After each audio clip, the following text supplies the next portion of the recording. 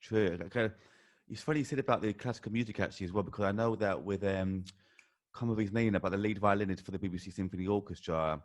He got asked a question about what makes an orchestra so amazing, and what's the difficult thing about running it. And he said they're still playing the same piece of music from hundreds of years ago, and people are scared to try new things.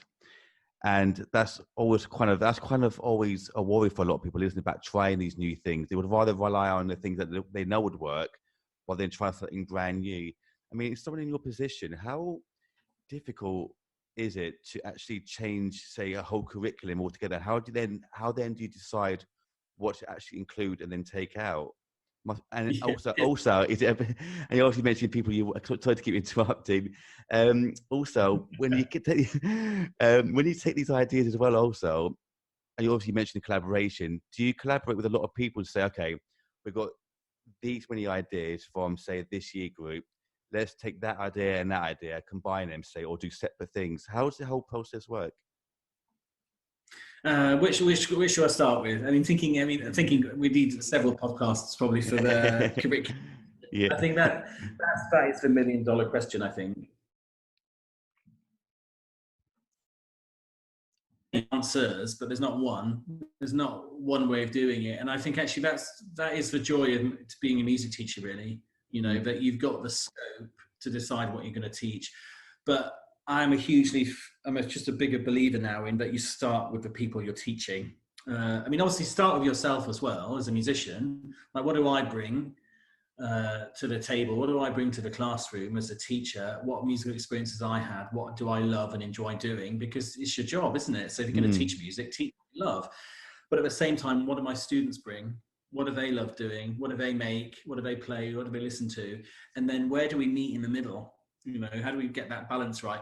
And that's what I believe now. And I didn't used to think that. I think I was always much more teacher-led. Like, this is what I want to do because I like it, and this is important. I know it's important. I'm the expert.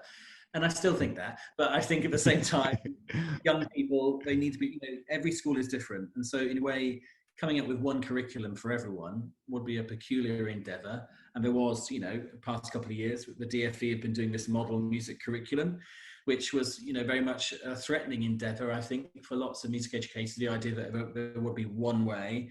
But I think we've moved beyond those kind of conversations now, because I think we recognize it is very much a model of how we might do a curriculum. But yeah, it's going to be a conversation teachers have forever. No one's ever going to finish talking about what we teach, because every year you've got different students. So my advice to everyone is always just, start with who you teach, and who you teach changes every year. So in a way, your curriculum should be refined and reflected upon regularly too. You shouldn't be coming up with your curriculum and just say, okay, there we go, we're done for the next 10 years. Because, we know, and too, technology, music changes all the time. So, if you, I taught music tech back in 2005, and now it's unrecognizable to me. Stuff. I'm like, what is that gear? But when so I think we've just got to be flexible in terms of curriculum. But thinking about the collaboration, for me, curriculum should always be a collaboration as well. It should be that partnership between teachers, musicians. And I think the way I've always approached partnership is, I suppose, it's thinking, what is the need? Why would we bother doing this? And for me, I've always prioritized that real authentic music making.